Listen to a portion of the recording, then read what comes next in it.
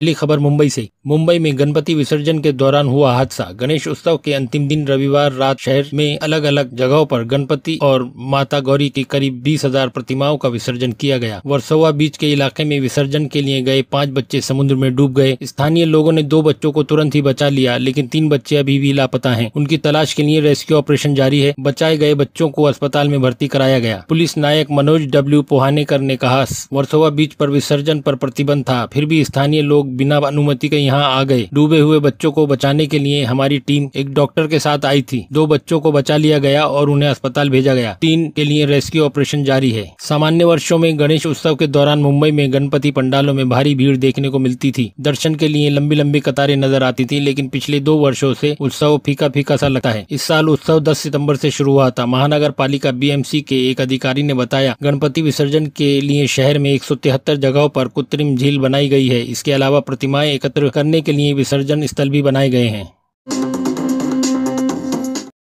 अगली खबर, देश में बन रहे सबसे लंबे एक्सप्रेसवे की खासियत।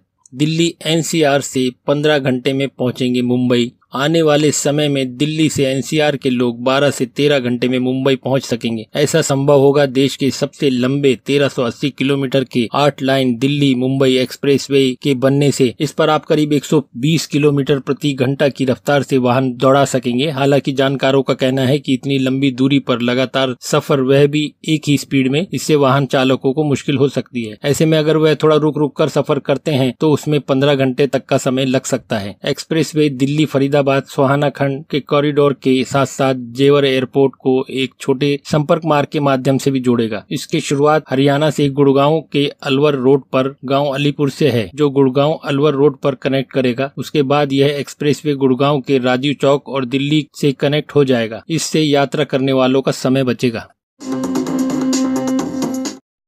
अगली खबर है, भारतीय सीमा के पास रात में बम बरसा रही चीनी सेना, तैनात की घातक हथियार। लद्दाख से लेकर अरुणाचल प्रदेश तक नजरें गड़ाए चीनी ड्रैगन ने भारतीय सीमा पर बेहद कठिन परिस्थितियों में रात के समय में हमले करने की तैयारी तेज कर दी है।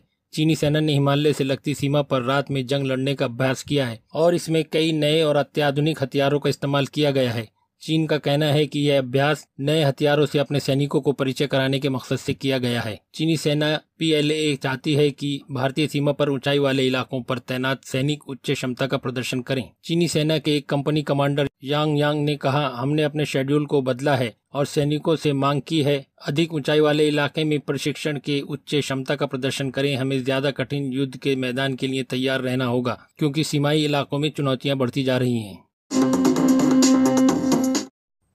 अगली खबर, अमेरिकी इतिहास में जन्म से ज्यादा हुई मौतें। ऐसा इतिहास में पहली बार हुआ है। अमेरिका में अलबामा के इतिहास में पहली बार राज्य में मरने वालों की संख्या 2020 में पैदा हुए बच्चों से ज्यादा है। यह आंकड़ा डराने वाला है और कोरोना से हुए विनाश का एक जीवित उदाहरण है। अलबामा के state health officer doctor Scott Harris ने शुक्रवार को एक प्रेस कॉन्फ्रेंस में कहा, हमारा राज्य 2020 में वाकई सुकड़ गया है। उन्होंने आंकड़ा जारी करते हुए बताया कि पिछले साल राज्य में कुल 64,714 मौतें हुई, जबकि 57,641 बच्चों का जन्म हुआ। डॉक्टर हैरिस ने कहा कि जन्म और मौत के बीच ऐसा अंतर इससे पहले कभी नहीं देखा गया, दूसरे विश्व युद्ध और 1918 की फ्लू महामारी के दौरान भी नहीं। उन्होंने कहा कि सबसे पुराने रिकॉर्ड 1900 से अब तक कभी ऐसा आंकड़ा नहीं था जब मौतों की संख्या जन्म से ज्यादा हो गई हो। राष्ट्रीय स्तर पर 2020 में लगातार 6ठे वर्ष जन्म दर में गिरावट आई है। कुछ विशेषज्ञों का कहना है कि महामारी इस गिरावट को बढ़ा सकती है, जिससे हालात और बिगड़ सकते हैं। दोस्तों, अगर वीडियो आपको अच्छी लगी हो तो लाइक कीजिए, शेयर कीजिए एंड सब्सक्राइब कीजिए और सभी अपडेट के लिए हमारे चैनल से जुड़े रहिए।